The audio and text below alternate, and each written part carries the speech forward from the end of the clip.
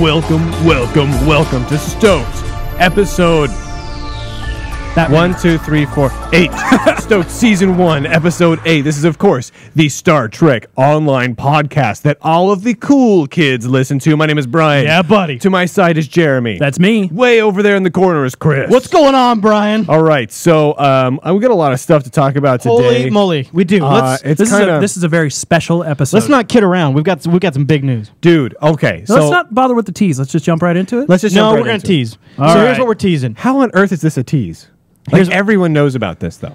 We got to talk about the Star Trek Online beta. We've got to talk about it. Let's just jump right into that. All right, let's go. Let's go into that. All right, because this is the big news. So this week, Cryptic came out and said, hey, y'all, Star Trek beta started, y'all. And then you're going to be super excited because on our website, there's a little graphic and it'll say, boom, you already were in the Star Trek beta, y'all. Yeah. And we're going to send you emails, y'all. And then what happened was... I don't think they said y'all quite so much. And what happened Just a point of clarification. is then... nothing happened. And then they waited for the weekend, and then someone took a giant crap on the Champions Online servers, and then apparently no one got into the Star Trek beta anyway. So, thumbs up. So that's kind of... That's kind of exactly what happened. We think some people are in. So we can or cannot say if anyone on this podcast is in. Okay, due to an NDA that may or may not exist. I actually want to read this. So there's only been, as far as I can tell, one comment from Cryptic at all relating to this. Yes. And it was in the forum. And here we go. And I'm just going to read this verbatim because I want everyone to hear what it sounds like. Hi, everyone. We at Cryptic are all very excited to finally be going to closed beta for Star Trek Online. It's been a long time coming, and we can't wait to let you all have a chance to experience the Star Trek universe in a way that hasn't been possible until now. I'm with you so far. Absolutely. Yeah. Of course, now that you know we're in closed beta, you probably have a few questions. So let me explain how this works and some of the things we want you, our fans, to know and understand. Okie dokie. I'm really excited so far. This is great. Let's keep reading. First, let me talk about beta invitations. For every period of the beta, we have a set goal for the amount of players we have on the server during any playtest. Internally, we refer to this as our target CCU, or concurrent users. Okay, I'm with you so far. This is done to ensure server stability during the playtest, as well as allow us to gather our beta testers' feedback in an efficient manner. Okay. When we raise our target concurrent users, we will also send out more invitations. More invitations. At first, the number of people in the closed beta is going to be very small. Over time, we'll slowly invite more people in order to meet our ever-increasing target CCU. Okay. We also value your feedback, and we want to make sure that we have a wide variety of computer setups and people in the game. Okay. When we send out invitations, we choose who gets an invite based on the demographics and random sampling. If you have been guaranteed a beta slot, you are guaranteed to gain access during the course of the closed beta. All right. Due to our requirements, you may not make it into the first round or two of invites, but don't worry, more invites are coming. Sure.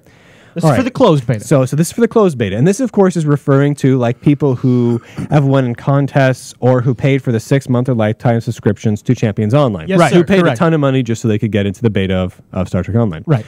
All right. Which, let's just quick poll. I paid for the 6-month so I could get into the Star Trek Online beta. Brian actually paid for 2 6 months because it was my birthday, and he's a good friend. I am. All right. So it continues. And this is the part that actually made me cock my head to the side and declare a giant mountain of BS. I also want to remind everyone about the NDA. All of our beta testers are required to sign and abide by a non-disclosure agreement between Cryptic Studios and the individual beta tester. What this means is that if you are participating in the closed beta, you are not allowed to talk about the closed beta outside of the closed beta forums we have established here on the official website. We also highly recommend that you do not share with anyone that you are a beta tester. If you are found or believed to be in breach of the NDA, we will remove your access to the closed beta, something none of us wants to do. Once you are accepted into the beta, you will receive an email notifying you that you have been invited. Also, if for some reason you do not get the email, the Apply Now button on the main Star Trek Online page will change and notify you that you've been accepted. Blah blah blah blah blah. Okay, I hope this answers some of your questions. All right. So this is from Storm Shade over in the Cryptic forum. Now here's the thing. Asking people to not tell anyone that they're in the beta serves absolutely zero purpose other than to hide the amount of people that are in said beta. Now, if you're willing to come out and say it's a very limited number, totally fine. Right. I actually, that makes huge amount of sense, 100% supportive. However, if you already come out and say it's going to be a really small number, well, then, of course, everyone's going to expect, hey, maybe only 5 people get in, and we'll just have to wait until they open it up. But then to come out and say... And technically speaking, that could be the case. Hell, it could be one dude that they opened it up to. Right. We don't know. And honestly, I don't mind that. That actually makes sense to me. But to say, if you get in, don't tell anyone, even after that, suggests to me that nobody got in. If that's not the case, Cryptic did a terrible, horrible, awful, no good job of dealing with the opening of the beta, because their forums went lit on fire. Yes. Because basically what happens is Cryptic came out this week and said, yeah, beta's going. You guys are going to get emails. Woo! And then everyone's like, great. I paid like $8 billion so I could get in this beta. Woo! And then everyone's like, so Cryptic, any idea of how many people are getting in? Silence. Any idea when we might get an email? There's been some silence. Either implication or direct communication that people that didn't prepay but just applied for the beta, like just Joe Schmoes, are potentially in this first round of beta. They've actually said as much. There was a later conversation held by Recon in the IRC chat room that basically confirmed that the first round of invites that went out included CO lifers and CO 6-monthers and people that just applied on the website. And that's really where people lit up. And that, I think... Yeah. So at one point, there's people that are upset just because they didn't make it into the first round of beta testing. And that's always going to happen. That's going to happen. And you just kind of have to understand that they have certain goals and targets. That said, I think if you were either a contest winner or you prepaid, and you prepaid because one of the perks was you get the closed beta, those people should always get in before anyone who just randomly signed up on the site for free gets in. That's the key point because that everybody's arguing about. By paying... I should get preferential order over those who didn't. Exactly. That's what the community is up in arms about. But let me go back to something that Brian said. They didn't actually tell us that you cannot say if you're in beta. They highly recommend it. And if they followed that up by immediately stating, if you are found or believed, the exact phrase, we highly recommend that you do not share with anyone that you are a beta tester. If you are found or believed to be in breach of the NDA, you'll be removed. Right. So they're obviously trying to basically say, kind of scare people into not saying anything, which suggests, honestly, if I'm releasing a piece of software, or let's take this step back. Why have to be so secretive? I don't understand. See, that's the thing. If I want people to think I'm releasing software, but I'm not, this is kind of like a backhanded thing that I might be able to come up with. I can't think of any reason. No, I think they were the same with Champions Online beta testing. They had the same kind of policy in place. Well, every MMO NDA. That's dumb, though. That doesn't make any sense. Like, I get saying don't talk about like changes in the game. Don't talk about what the gameplay is like. We want to control that coming out. Right. Totally get that. Don't tell people you're in it. So what happens? Let's say with us. What happens when we get in it? We actually, according to all this, I would be doubtful that we could actually even say we're in it without them thinking that we might, because they don't have to say we violate the NDA. There's actually another statement that was made in a separate post, aside from this, by Stormshade, that basically said, yes, you can tell people that you're in it.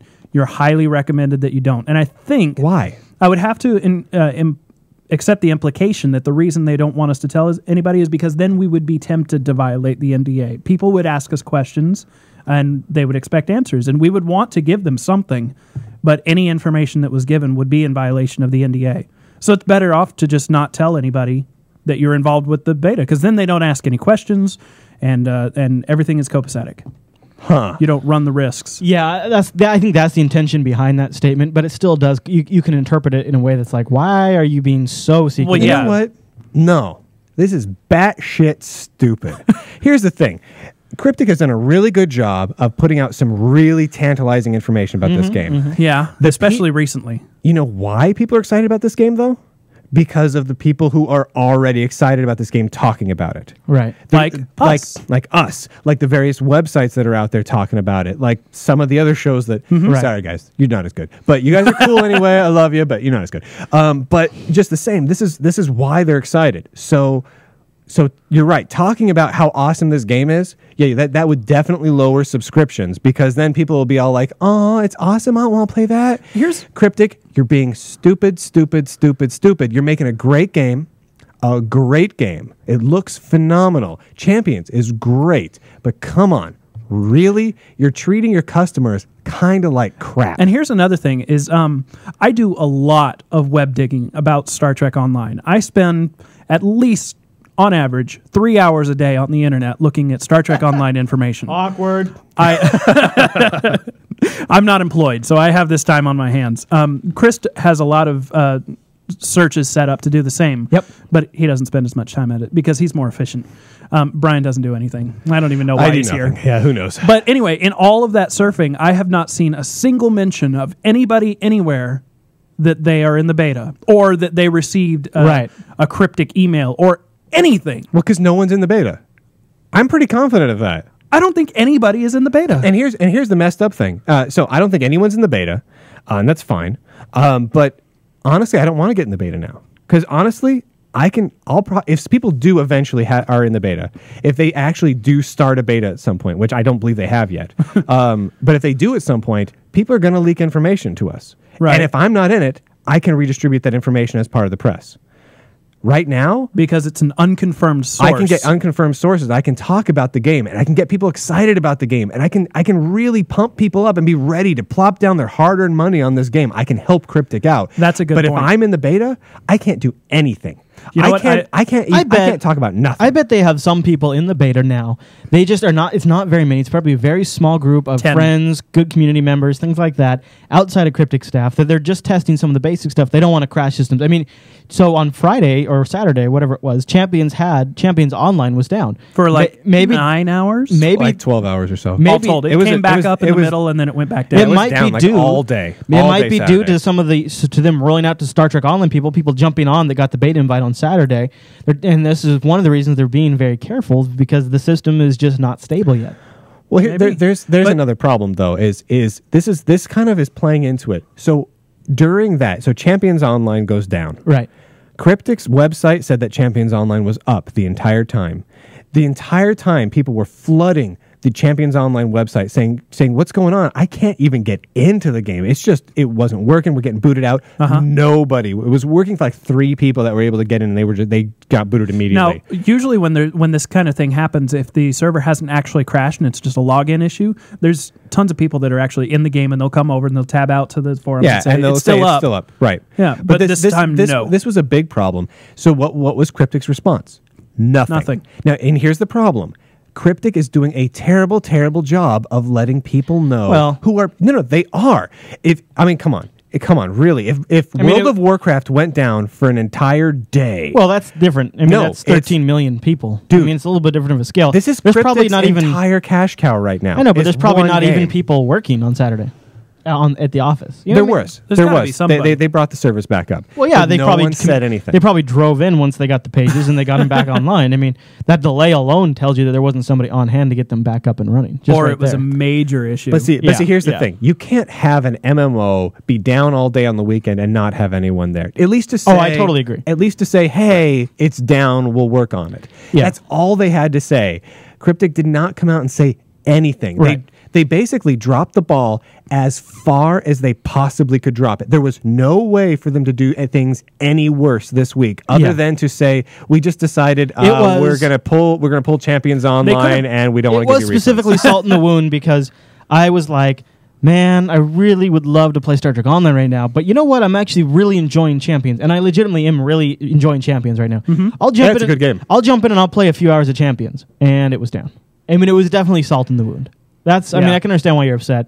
But now, just to clear something up, though, we don't know specifically. We don't have any insider knowledge that the two systems are linked. No, this is all supposition. But it does seem like a pretty close. But we're in a situation where even the paying customers, even the loyal paying customers who are heavily involved, watching the forum, the chat room, the website, the in-game notices, Twitter, the server status, the Twitter feeds, everything, every possible source that Cryptic could possibly say something. And we're talking a lot of Twitter employees, a lot of Cryptic employees on Twitter. They could simply do a 140 character or less. Man, server sure is foobarred right now. They need an @champions online on Twitter where they can post hey, server's down. A server monitor that works. You know, because their on-site server monitor obviously doesn't work. Was incorrect. Which honestly, it makes me look at it and think, you know what? I would go so far as to say manual flip. It's probably either a manual flip or someone just has a perma-coded graphic in there that just says server's doing great. Ha ha. It's the stupidest thing. It's like there's a website you can go to has the universe ended yet or something like that, and it just says no. No. Yeah. So that's kind of what it reminds me of. I'm going to put that in my bookmarks that I check every day just to make sure. So this is concerning me a little bit because they obviously can make a good game. They obviously can design a good game graphically, gameplay, sound, everything. They've done a really good job so far.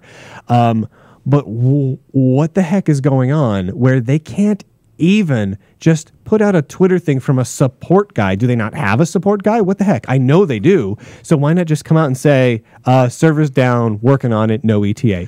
Plenty. I mean, sure, we might get grumpy because we want to play that day because the game is good. But come on, guys. Come on. This is ridiculous. And this is the sort of thing that is going to kill Champions and Star Trek long before Star Trek Online even ships. It's not good press. Well, it's awful press. Yeah. And, you know, to get right down to it, press has always been Cryptic's issue. Either it's overblown and they don't follow up on their promises, or it's totally lacking. Well, yeah, I think both of those are a symptom of a company who's running a little lean. Yeah. I mean, definitely. They're either too busy and they're actually getting stuff done, or they've got some people that are announcing stuff where they're not ready and they can't follow through with it yet. I mean, that's where one of the source of the complaints around the Star Trek Online beta thing is that there was a post earlier by Cryptic staff that suggested the rollout of the closed beta would happen in one way. That wasn't yet officially confirmed information within Cryptic, and that's not the direction things ended up going. Right. But that's the impression a lot of people have been under. And let's face it, most people don't surf the web every day. So if that first bit of information came out, that might be the information that they got, and they've never received an update since. Even though there was clarification posted, they never saw it. So a large portion of those average internet users... Yes, there was clarification posted. That's true. But they didn't necessarily see it. Well, they should all be listening to this show. They should. And here's the thing. Like the thing we just read, that was buried in the forum and hard to find. Yeah. Like, honestly, I couldn't even find that thread when I tried to find it. I only found it because someone else linked to it from another forum. And keep in mind that the other thing that I said, the further clarification was done in the IRC chat room. Dude, which is not a primary press source. Come on. I That's understand not even a single press source. That's just like a hangout spot. Well, we're covering it, though. I mean, that I don't mind so much because... But that just means that we have become the press source. Right. Yeah. And yet can't get an interview. How about that? It frustrates me a little bit. I really think it like sucks, the game. but I think maybe both of you are taking it a little too far because I think it's more of things that are inconvenient and things that suck. But the reality is they're not a Blizzard. They're not as big as some of the other companies, and they have a crew that they're working with. Right. They probably need to make adjustments so that they have someone on site on hand to get server systems back up, or they need to make an agreement, support agreement with whoever hosts their systems.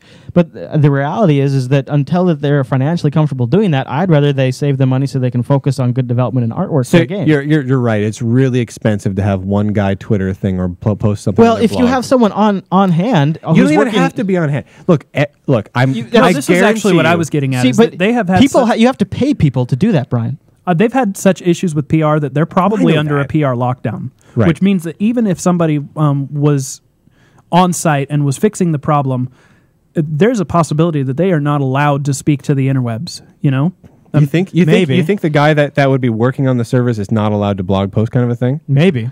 Well, if that's the case, that also needs to be fixed. Because obviously, basically what it looks like it's coming down to is they don't have their systems in place. They don't know what to do.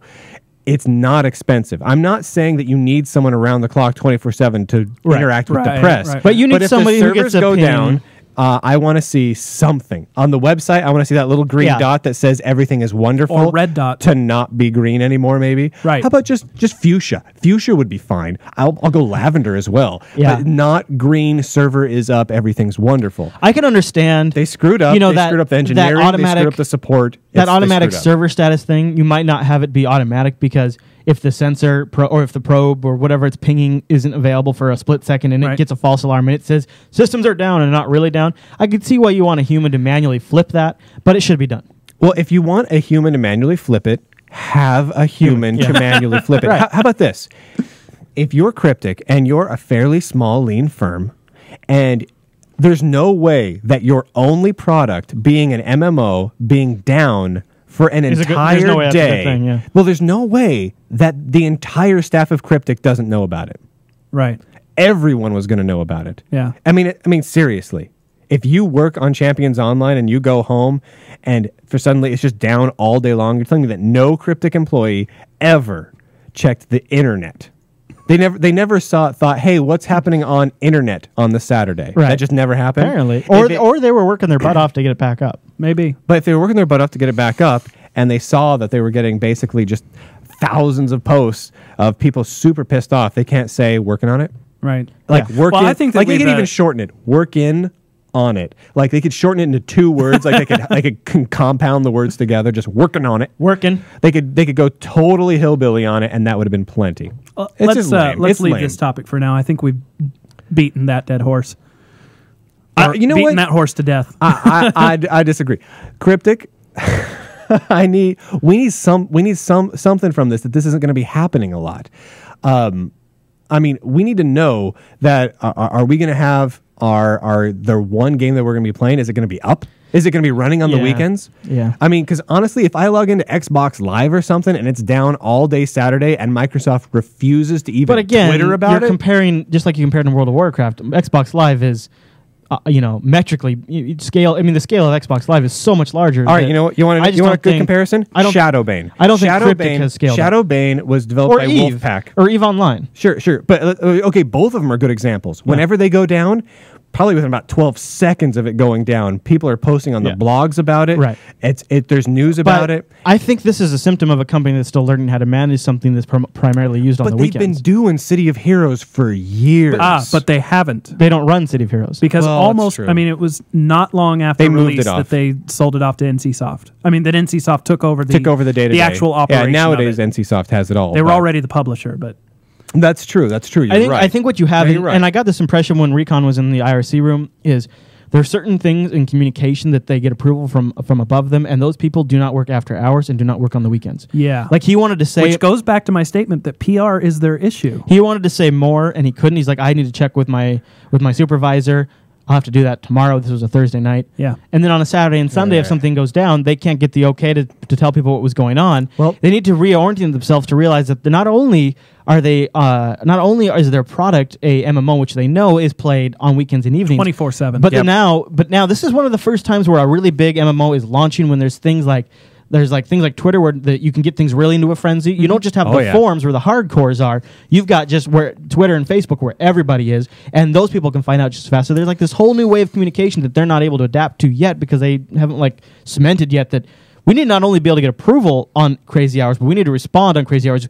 If something happens Friday night at 6 o'clock, waiting until Monday at 11 a.m. is not fast enough anymore. Yep. But when, maybe even back when City of Heroes launched, maybe that kind of delay was okay. I don't know. It doesn't seem like it, but I think they're just whoever is management or whatever that is above the people that are able to speak with us has not yet realized. I think the staff themselves who interact with us more directly are very painfully aware and probably quite frustrated. Yeah. So what you're saying is that they're a tiny shop that has almost no employees, and yet they're overmanaged. Yes, by their PR. So there's only management, basically. Because honestly, if you have a small firm, I'm saying there's obviously a core group of people that interact more directly with the community. They're very aware of what the communication needs to be, but their hands are being tied by the boss. Squelched. So they need to fix that Monday. But there might only be one person that's causing the problem. There might have been a PR lockdown. So you fire that person. Sure. Yeah. Well, what if that person actually is the only direct contact to CBS? Well, whoever's running it doesn't get it. And they need to have a conversation with that person. And be, look, we're getting bloody nosed here because this process doesn't work. But they have they have a company, and this happens all the time. Is they have to feel the pain before they'll make the change. I don't know. I'm at a little bit of a disgruntled state. I feel like I love the way the game looks like it's going. The little bit I've played of the game looks phenomenal. But this is definitely it makes you go. And I love their existing game. But now I'm sitting back. I'm like, okay, when I want to play the game, I can't. They refuse to respond to it, even though I know they have people working on it. Right. They give me no updates on when I can play the game. Yeah, it was fail all around. I mean, basically I can't think of any way they could have failed worse. If Absolutely. And here's the thing: is we've got to hold. Well, I guess it could still not be up. It's like when you sit down and you install like a version of Linux, right, on your computer or something like that. Okay. And you're like, you want to, when you're reviewing it, you want to compare it to Windows or OS 10. And sometimes people will say, you can't compare it against that. That's not fair. You know what? It's absolutely fair. If you want to play with the big boys, play with the big boys. Exactly. So Cryptic. If Blizzard or That's Microsoft did this, right. honestly, it wouldn't be okay. I would probably be about 2 seconds away from being done. I'd cancel my subscriptions and I'd go to a different game. Yeah. The only thing that's keeping me around is that, honestly, Cryptic does make exceptionally good games. And I also love the IP. But I'm sitting back here looking, I'm like, Cryptic has been unresponsive to emails. They've been to us and to other media outlets that I've talked with. Yeah. They've been unresponsive about information on the released games. And they don't respond to their customers. Yes. There have been inconsistencies. This is a problem. It's a problem, and it's something that definitely needs to be fixed. But the good news is, it doesn't really affect the game as far as the content, the quality of Star Trek Online. That's true. So it's the core game should still be fantastic. The communication with the company definitely needs to improve. That's a people thing, and I think it's something that they're going to realize. If we're going up against Star Trek or Star Wars, Star Wars: The Old Republic, and we're going up against a World of Warcraft expansion that lands around the same time, and we're going up against Aeon, they're going to have to shore this up because wouldn't it suck if they made an amazing video game, the best game ever, but their own internal politics just makes it so you can't even play it. Yeah, I mean that is the difference, isn't it? Star Trek Online looks phenomenal. Champions Online is great, and honestly, you look at Star Wars: Old Republic, it looks awful. We should mention we're recording this on Sunday, so if on Monday there's some big announcement, we'll have to do a follow-up because for all we know, maybe Monday or Tuesday something big will be announced by Cryptic, and this will seem out of context. So maybe the automatic mailing system that they sent up to send out beta invites is a 9 to 5 only. They didn't realize it wasn't working all weekend. Oh, Lord. All right, so should we move on? We've got a couple of things. We have the dev let's chat. try to leave some of this negativity behind us, and then we've got Sto is still awesome. We've got dev chat information coming up. We've got a bunch of cool screenshots, really cool screenshots. Sweet, some of the best screenshots we've seen yet are and some have been out. that are just meh, but.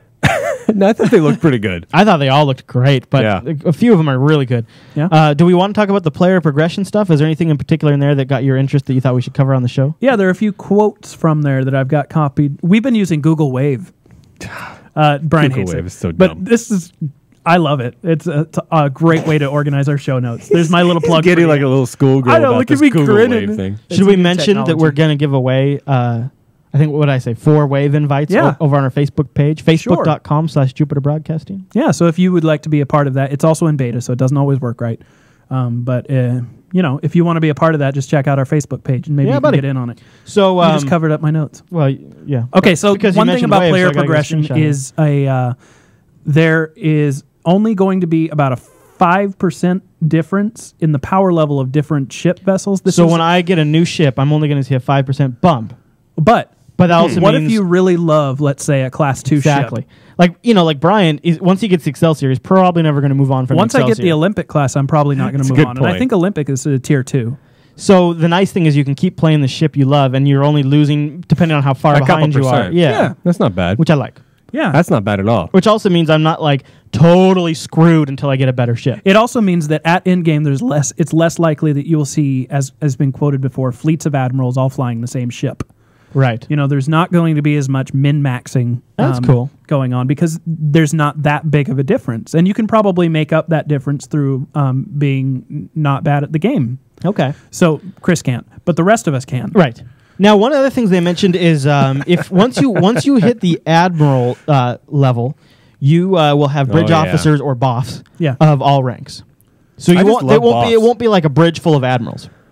Right. They've also said before that the buffs cap out at commander, so they'll probably start at ensign. There's be so much buffs in my bridge. Boff. Yeah, I'm just gonna have like a boff party in my bridge. All right.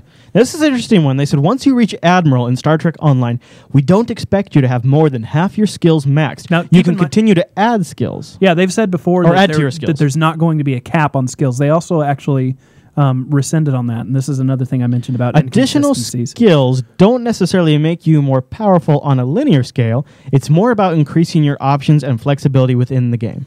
So it's more of a breadth of skills rather than a depth.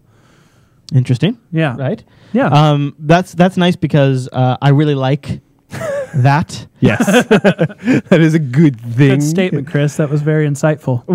This is something that I want. Now, do you want to talk about some of the other stuff you mentioned here in this wave? Yeah. Okay. There is a limit to skill point accumulation, but it's not designed to be overly restrictive. Creating a new character in STO should only be necessary to try out another career path, rather than trying to rebuild your original character with a different spec. That's kind of interesting. Now, this implies kind of two different things. One is that respecking might not be and as respecking out of bounds. would be what? That's where you give up the skills that you've already learned, and then relearn them. Like if you're all about science, like you're all about detecting things and whatnot, and you decide, you know what, I'm tired of getting beat up, I want to go tactical. Yeah. Now, on the previous episode, I think it was either 1 or 2 episodes ago, we had kind of talked about the fact that retconning or respecking doesn't really fit into the Star Trek universe, but apparently they're going to find a way because they're saying that you never need to re-roll your character in order to try something new. That's nice. Yeah, it is nice from a gameplay perspective, but I can already hear Brian grumbling about it because they're going to have to find a way to make it Star Trek-y. And it's not going to be as immersive as it could. Okay. I call BS on that. Okay. I mean, they'd have to really screw it up. But the other thing is that they've mentioned before that there was going to be no cap on skill gain. That eventually, if you wanted to, you could learn everything in the game. Yeah, they did say that. Yeah. They are not allowing that any longer. Maybe it turned out that as they were playtesting it, that just didn't work. I figured it would because the idea of somebody having every skill in the game seemed a little ridiculous because that means that, again, everybody's going to look the same. I don't know if you knew this, but Captain Kirk had every skill in the game. Absolutely, but Captain Kirk was a god in man shell. Dude. Man shell. He was climbing a mountain, guys. Yeah, he was climbing a mountain. Yeah. All right. So I really like this. The confirmation that there will be a version of sidekicking in Star Trek Online, which is a very awesome gameplay element inside Champions and City of Heroes. Absolutely. Where if I'm a level 2 and somebody's been playing for a little bit and they're level 15, they can sidekick with me and it'll bring their character down to level 2, but they'll still accumulate XP as if they're really at that level. Exactly. So you don't get a big penalty for playing with your buddies who are not as long. Yeah, it can go the other way as well. I've never been able to do it though. Yeah. How do you do it? Yeah, I haven't been able to get it work the other direction. Because like my character, my highest in Champions is 29. If I wanted to pull your character up to 29, I could do so. You wouldn't gain any new powers. You wouldn't get new powers, but they become more powerful. Right. That is pretty cool. I'll have to try that. Yeah, I was trying to figure out how to do that on Saturday. That was one of my biggest problems with World of Warcraft is you couldn't play with friends. No. Yeah. Either way, there was no sidekick. And it was almost impossible. Even if you always played with the same couple of friends, you eventually got out of sync, and then you could never play together again. Right. So it was a bad game to play with people with, which was weird for an MMO. I thought. Yeah, interesting. Yeah, but this is great. I love that concept. Now, but the fact that there's not going to be a big differential between power levels at different tiers, I'm not even sure that it's going to be necessary in STO. Are you suggesting that there's no big diff? No, I think that there's not going to be. It doesn't seem like the difficulty of gameplay is as deep as Champions, for example. No big diff, huh? No. The fact that they're saying that skills don't directly, I'm not sure how to exactly say it. But I think just stick to it. No big diff. Yeah, no big diff. That's a good summation. Yeah, no big diff. So we have some information. So like in our entertains me a lot more. In our first episode, episode 1, we covered something like there was a lawsuit around the some of the rights in the episode "City on the Edge of Forever," which is like that amazing original series episode where they jump through the Guardian and go back in time, and Kirk meets a gal and he has to let her die by getting hit by a car. Oh, And so Harlan Ellison wrote. He wrote, you were right. How much of that episode? Do we know how much of that episode he wrote? Was it all of it, or was it just the concepts? Because I know they didn't use his full script. They used enough that he could claim copyright to all of the characters involved, including the Guardian. Yeah. Yes, but it was still in fact, not only was it a heavily modified script, but it was a script that he thought the end episode was not very good. It was his original mark. I didn't like the story.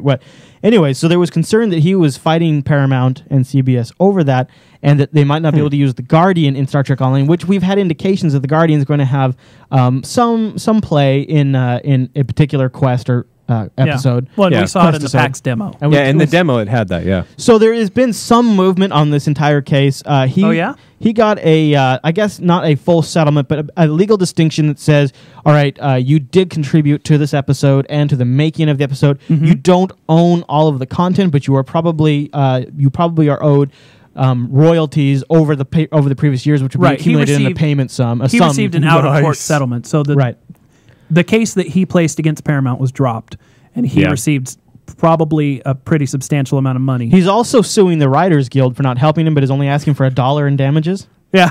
Basically, he's just trying to make a point. Yeah. He wants the Writers Guild basically to admit that they were wrong in this for not backing him up. That's ballsy. I like it. I kind of agree. So, but I'm with Harlan on this one. But it sounds like the legal decision has been that, CBS, Paramount, you guys do own the characters. Well, no, the fact that he was settled means that there is no dispute over it, but there's not been a legal distinction. Okay. So but the legal decision was you should get paid. Is probably what was. Now there needs to be a legal process to figure out how much you should get paid. No, the courts are out of it. A settlement takes place between the two parties. Oh, okay. There was a settlement that was discussed. Yep, it was settled. Gotcha. So Paramount is probably paying Harlan, and he dropped the charges. So that means Guardian's going to be able to be in Star Trek Online. That means he's not fighting unless it was an issue brought up during the settlement. Which it sounded like at PAX. It sounded like the Star Trek Online guys thought that was going to be the case. Yeah, well, Paramount's a big meaty. Come on, they can handle it. Yeah. All right. They got pockets. So is there anything else we want to cover before we get into the screenshot section? Nah. I don't know. Scroll up. Cool.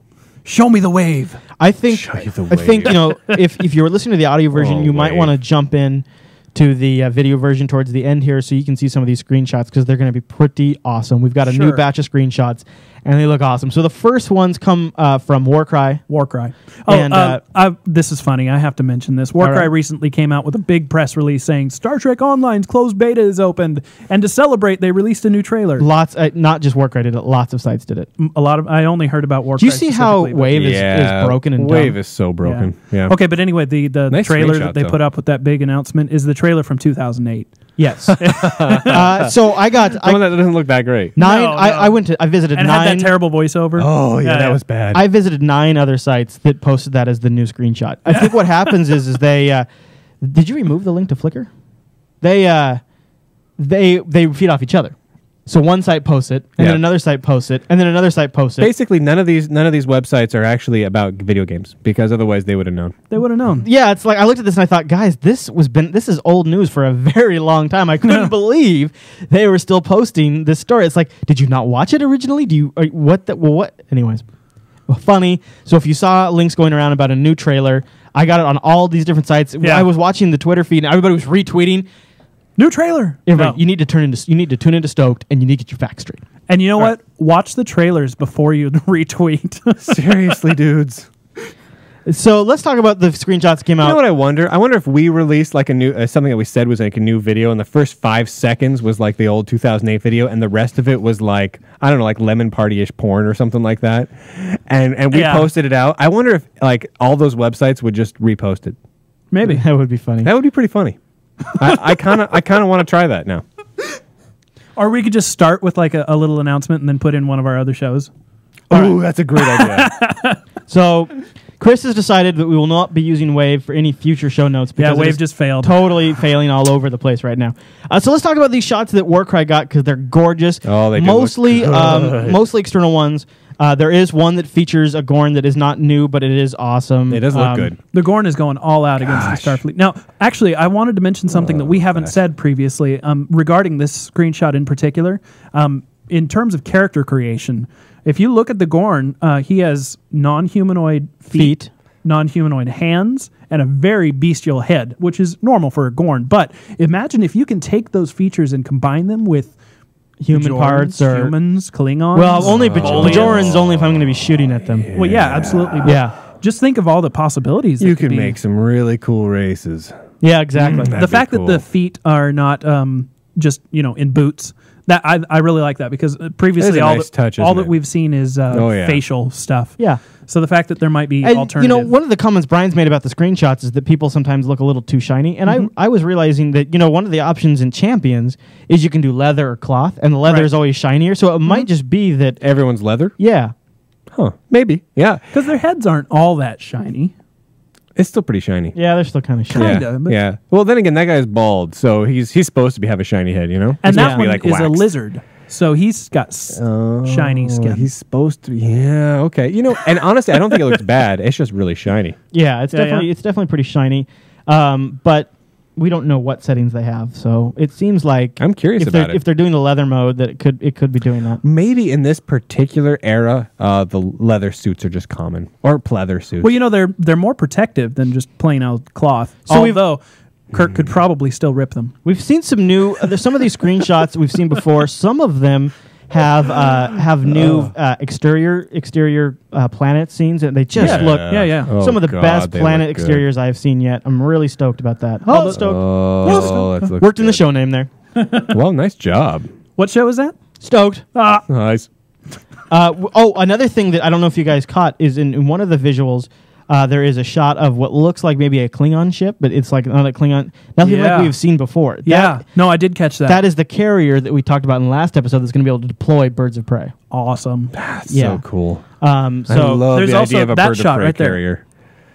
Open that one. Yeah, I don't know what Working that on it. is. What ship is that? Oh, That right I there? want No, it. the other one. The other one. Oh, I don't know what that is. See, there's these new shots coming out with ships that I've never seen before, and it's possible that there's just alien NPC factions, Yeah. but it's also possible that that- these are some of the new designs. That ship is very Blade Runner looking. It does, yeah. Which I dig. I like the idea of having like a planet that's all like Blade Runner-y Yeah, that you with, can like, fly to and kill. People in trench coats and Yeah, and everyone looks like Harrison Ford. So a couple other things I'd is live there. And then all I'm All noticing the androids have an electric sheep. I'm in their noticing in these screenshots a wide variety of different types and years of Romulan ships, and I think this is maybe heads. God, that looks good. I don't know if this is a Federation shuttle or no, that's a ship. That's There's a ship. saucer. Yeah, it's a full-on looks ship. like it's again heavily modified with like external looks plating good. and things like that. There's also I'm looking for it now. There's also a shot here. It's a gorgeous shot with a really nice looking planet in the background, and it's a old classic Romulan ship just closest to the planet, and then getting just assaulted, just a crap Like shot out of it. 4 different phasers. assaulting Yeah, I mean it. it's just a massive That's assaulting. so pretty. But one really important thing to notice about that is those phasers are not all hitting the ship in the same location. Right. They are distributed across several different hard Now, points. for those of you Oh, yeah. watching the Look at video that. version, there's that's also the interesting. detail in this one's unique because there's lots of really small ships near the planet. I mean, there's a very unique Ooh, I missed perspective. that the first time. Yeah, Right. and the Romulan ship. So this looks like it's a Klingon battle cruiser of some type, a newer model Klingon, firing on this old retro-looking That nebula Romulan looks ship. good. yeah. yeah. Holy moly. Yeah, Yeah, this looks so good. I think planet that looks might be great, my too. new wallpaper. the planet looks great too. And what I really like about this latest batch of screenshots, and I'll be linking to them in the show notes if you are not able to look at them right now, is they are. In fact, I'm going to try to embed them in. Does anybody? Have you ever seen like a WordPress carousel image? I'm going to try to embed them in the show notes. Yeah, that'd All be right. cool. They're really high. They're actually 720p resolution, so they're good quality resolution images too, which is not always something we've gotten. I'm seeing a lot of Gorn in these ones. This game is just. I It want to looks play everything so about this game. Pretty. Yep, absolutely. Now we've seen a few more. You know what I love? There we go. No, it works. This is all Cryptic has to do. They totally piss me off all week long, and then they show me screenshots. And I don't care anymore. I'm like, you know what? I will put up with anything now, apparently. Like, I will put up Remember with when we were anything angry? You will dish out at me just so I can play this game now. Oh, my God. Yeah, I'm excited, you guys. I'm excited. So I'm There trying are- to stay pissed off. there I are more can't- shots I can't do of it. Borg. I can't stay mad at you, Cryptic. more shots of Borg, more shots of planet. Very gorgeous. I'll hook you guys up in the so show much notes. Oh, pleather. and this one. Yeah, I want to talk Oh, about this yeah. one. So there is a shot, It is clearly okay. So let's preface this. So you're in either you're either on a ship or in a quarter that's very Klingon-y. You know, red It's lights gotta be a everywhere. Klingon ship And somewhere, you yeah. have got on the left side of the picture a very modern Federation dude with a holographic heads-up display, with even doing laser pointing. He's got a phaser rifle, and he's right now he's laser targeting a Klingon In the neck. but not just any Klingon. It is an original series retro Klingon without the ridges, the old style uniform, and there's a couple other ones in the hallway with him. Yeah. So there at man. some point must be gameplay involving retro original series Klingon. Yeah, Yeah, where you can travel back. Or that they somehow exist modernly. Maybe. Wasn't this some sort of genetic mutation? There was an episode in Enterprise about that. Yeah. But I just don't remember it very well. Anyways, one of the coolest screenshots we've seen yet because it's such an exclusive peek. It's just great. It was Enterprise. Who pays attention? I like Enterprise. I liked it. It was all right. Shut up. Except for the ending. I mean, I realize it's not your Deep Space Nine. Your Deep Space Nine, Jeremy. Yeah, or well. Voyager. It's not your Voyager with Captain Janeway. Hey, don't even say that. What? I'm not a Voyager fan. You're not? No. No. Let me go on record. Oh, yeah? Is that true? Yeah. Do you want me to rank them? Yeah, go ahead. I'm Okay. curious, actually. I'd like to hear Brian's rankings, rank too. them. Next Generation, All right. Deep Space Nine. It did not previously used to live there, but it has grown on me. Enterprise, Voyager, original series. Whoa, wait. You like original series less than you like Voyager? I respect the original series more than I respect Voyager, but I don't enjoy it as much. Wow. Yeah. Wow. That's fundamental, dude. Also, you missed an entire series. Oh, the animated series? yeah. I've only seen like 2 episodes of Oh, it. so it doesn't count for you. Well, no, it counts, but I don't think I should pass it's not judgment good. on it. So it's not good enough for Jeremy. Is that what No, you're saying? see, just like Brian, we'll only post judge. I only post judge. Hey, respect, man. Respect, Now, man. Brian, Exactly. have you seen this screenshot of the guy? It's over his shoulder and he's looking Dude, yes. down on a planet. Yes. Love that shot. Doesn't that look fun? That looks crazy fun. Yeah, it looks really good. What I really want to know is with that tricorder that he's got, like Which how, you can see the display. how interactive is that? Like how much do you think that's animated, or do you think that's just like a static model? Is what I would like to find out. Because I think that'd be just cool, even if it doesn't display anything relevant, even if it just has animations going and stuff like that. Well, let me bring hope this it's up. In animated. Champions Yeah. Online, which, as we all know, is the same engine. Oh. There are munitions abilities that can do things like spray bullets off to the Yeah. side that stay in the world for a long time. Oh yeah. So the option of true. having handheld devices that are actually fully interactive and animated Is there. Is there. It's in the definitely engine. there. Yeah. Yeah. All right. All right. So what about you, Chris? Series. Ranked. I almost have to start the Next Generation, the original series, at number 1 because I grew up Tied? with the next. Well, here's why: I grew up literally with the Next Generation, then watched the original series like halfway into the Next Generation. Yeah. But I literally like turned on the TV as a punk kid and watched the I think show. we're all of the age that we watched all Yeah. of Next And Generation. so I'd as it say, aired. but they as start it almost aired. at 1 and 0 for it's tough for me. Followed by Enterprise, then Deep Space Nine, then Voyager. And Well, the animated series is like 2.5. I'm tough. I have a real problem where almost everything's. I love it all so much. The Yeah. only thing I don't. I can't even almost rank them. I can almost just say I don't like these ones as much. gotcha. Fair enough. Okay. so about even, you? So even, Brian? even the bottom of that scale is still like way above. Oh yeah.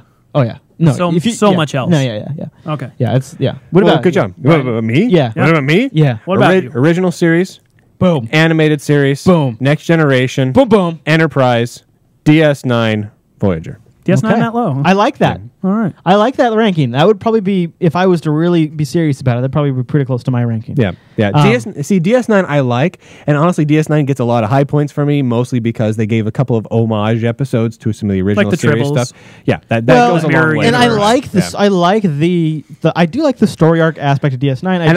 I liked that they took DS9 in a different direction than just the ship going around. So it was like it was going on at the same time as the Next Generation, Yeah. but it was a different aspect. So I like that. Voyager, on the other hand, I pretty much just could have dropped that, kicked that into oblivion, and been happy. yeah. It didn't even really have to exist in the Star Trek universe. They were all often exploring. Well, that the was Delta the point. Quadrant. that was the only thing that Yeah. existed. that was at the tied point two in together. that was the at the Borg. point in the series where they felt Borg. like they yeah, were the Borg. Yeah. They felt like that was a point in the series where they were being limited by their own canon and that they needed to go off in another direction. And have a whole new universe. Okay, but that's where they're wrong. But that's what Stargate Universe is. Yeah. That's exactly what Stargate Universe is.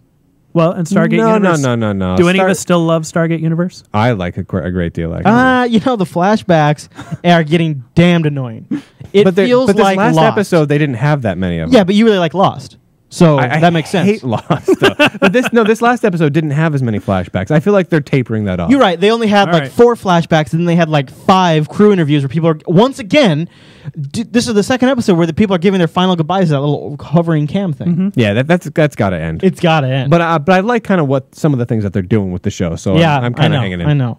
Anyway, that has nothing to do with Star Trek or Star Trek Online, so let's pull it back in. Oh, yeah, that's right. Oh, that's what this We show's were talking about screenshots. You remember those guys? Is this Castablaster? No. I think I'm pretty happy with those screenshots. Yeah? Oh, I'm very happy with those screenshots. There's a couple of shots in there where the angles are wrong and the geometry's off. Yeah, some of them aren't very good. There's one, a few one space of them, shots there's that's just basically... There's a phaser rifle and he's pointing it straight forward and it's shooting up and to the left, which doesn't make any sense. Yeah. But you know what? I'm going to look past that because honestly, that's something that's really hard to get right all the time. So I'll go with it.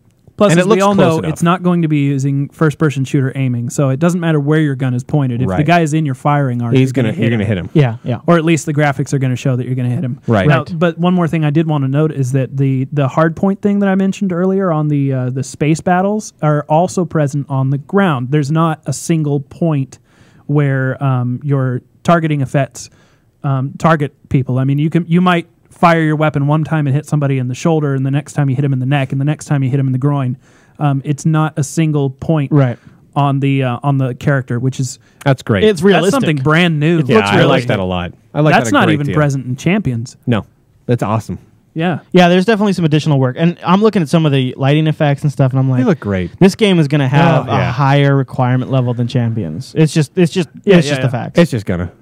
And there's a lot of things in here that look like they might take advantage of things like physics chips on your graphics, specifically the particle. I'll be surprised. I know that they're working on it, but I'll be surprised if they actually ship it with the game because it's so hard to get right. Yeah, way hard. That I'd be surprised if it actually makes it in the game. No, maybe. And it is an older engine, so it not necessarily is implemented. We saw when we played the demo at PAX, we were able to bounce tribbles around like they were balls and they would bounce off objects. That was pretty slick. Yeah. And they've already said that's going to make it into the final game. There's an episode that has to do with tribbles, and they will have full physics. By that. That's fun. So pleased by that. All right. So should we wrap up this episode? Well, I feel like it was a little bit of a negative episode. It did, but it ended on a pretty positive note. And I'm hoping that by next episode, we're going to have some really great things to say in the way Cryptic got back to us.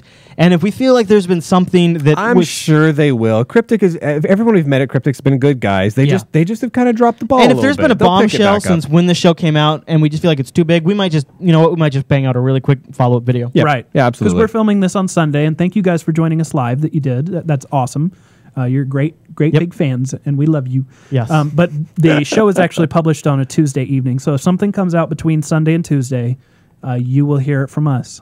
Absolutely. Yeah. You hear it. All right. Well, I think that just about covers everything awesome about Star Trek Online for this week. I think it might. Yeah. Feel free to head over to JupiterColony.com if you want to check out the forum there. There's a forum there. There's a section in there just for Stoked. And it's you know phenomenal. What? We should mention we're organizing the fleet in there. Yep. And there's Jupiter Force. The Star Trek Online forum is great, but it's a little hectic. And so there is some sub-discussion going on in our forum that's a little more focused and a little easier to follow. That's been really cool. Yeah, absolutely. Glad to see that. So you can actually speak with people that have things to say about Stoked that aren't just copying what other people have said or just complaining or angry rabbit fanboys. In fact, I will say this: there's been very little negativity on our Jupiter Colony in regards to this. And remember, I want to give people a reminder over at people are pretty okay with it on the forum. I'm the most negative person who ever goes on our forum. Right. That's okay. Yeah. That's okay. Out. And then of course, just a reminder, giving away a few wave invites over at facebook.com. Despite the crashes, I think Jupiter it's cool. Broadcasting /Jupiter Broadcasting, and you can find links to that on our homepage. Awesome. All right, everyone, we all done here? I do believe we are all done. Okay. Well, we're back next week.